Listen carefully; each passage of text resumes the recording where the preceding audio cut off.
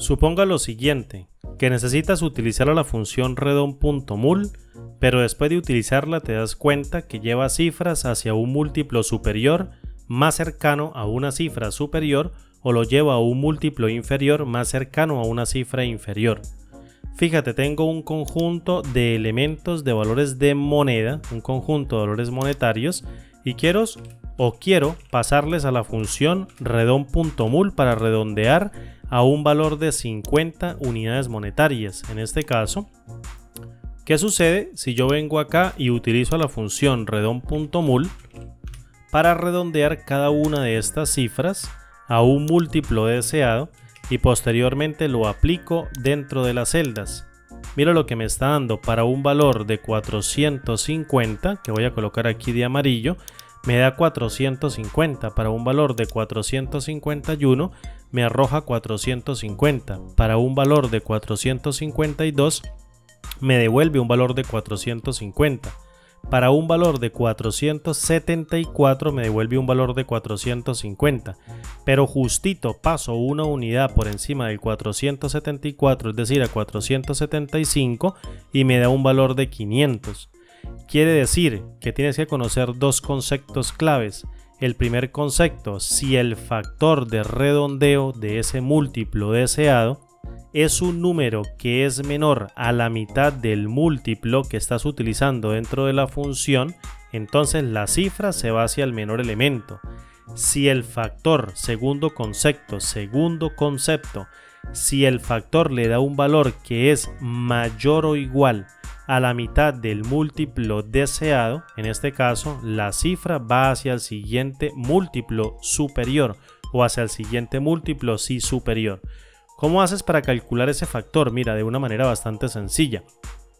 Voy a crear aquí una columna llamada factor, le voy a colocar el mismo formato que tengo acá y lo voy a pegar como por aquí y voy a cambiar este formato directamente a un número con 0 cifras decimales. Fíjate muy bien lo que voy a hacer.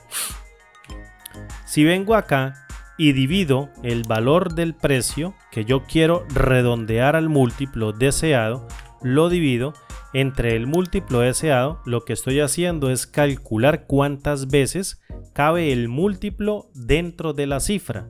Aprecia muy bien, en este caso en el 791 aproximadamente serían 16 veces lo que cabe, pero si yo vengo acá y le coloco cifras decimales, fíjate que cabe 15 veces de manera exacta y 0.82. ¿Listo?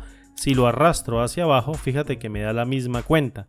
Me da 9 veces para un valor de 450 porque el 50 cabe 9 veces dentro del 450. Dentro del 451 cabe 9 veces y sobran 0.2. Pero en este caso lo que están sobrando en una unidad sería el valor de 1 y no el decimal de 0.2. ¿Cómo hago entonces para llegar al factor? Mira, muy sencillo. Voy acá a tomar esto y le voy a quitar, o más bien no le quitemos las cifras decimales de momento, y lo que voy a hacer es que le voy a restar el valor entero de esa división, es decir, calculo el valor del entero de esta división que estoy tomando acá, de este valor del precio dividido dentro del múltiplo, lo copio con control C, lo pego con control V y lo evalúo con enter. Fíjate que ya estoy calculando cada uno de estos elementos, es decir, las partes decimales, lo que sobra. Ahora bien, si yo multiplico ese retorno, si lo multiplico por el valor del múltiplo, fíjate lo que me da como resultado, me da 41. Voy a fijar esto con F4. Listo, y lo evalúo con enter y aprecia muy bien si lo arrastro hacia abajo. Y ahora sí le quito las cifras decimales, una y dos cifras decimales, fíjate que el factor aquí me da 41. En este caso 41 es mayor a la mitad del múltiplo, que sería aquí la mitad del múltiplo sería 25. 41 es mayor o igual a 25 verdadero. Por tanto el número se redondea hacia la parte superior. Pero si en este caso el factor me da un valor que es menor a la mitad del múltiplo que yo estoy utilizando, entonces el número se redondea a la cifra inferior del múltiplo deseado. Fíjate, si yo tomo en cuenta estos tres elementos, aprecia muy bien que el restante o excedente siempre es mayor a 25. Por tanto, si el valor es mayor o igual a la mitad del múltiplo deseado, es decir, el factor es mayor o igual a la mitad del múltiplo deseado, entonces el número se redondea a la parte superior. Fíjate este último ejemplo, 258, 250 el redondeo. Quiere decir que sobraron 8 o quiere decir que sobraron 8 unidades y esas 8 unidades no le alcanzan para llegar al siguiente tope del múltiplo, es decir, a 300. Entonces, en este caso, le devuelve el múltiplo inferior. Pero ¿qué sucede? Si yo coloco aquí 274, fíjate, sigue dando 250, pero si apenas le coloco 275, me da 300, porque el valor del factor es mayor o igual a la mitad del múltiplo que yo estoy pasando dentro de la función redon.mul.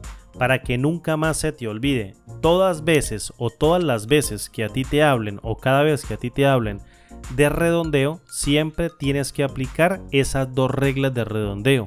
Si el factor es menor a la mitad del múltiplo o a la mitad de la cifra redondeada, en este caso en partecitas decimales, con tan solo utilizar a la función redondear, entonces el número se va hacia la cifra inferior. Pero si el factor es mayor o igual a la mitad del múltiplo o a los decimales y utilizas a la función redondear solamente, entonces el número se va hacia la parte superior con las dos funciones redon.mul o bien la función redondear.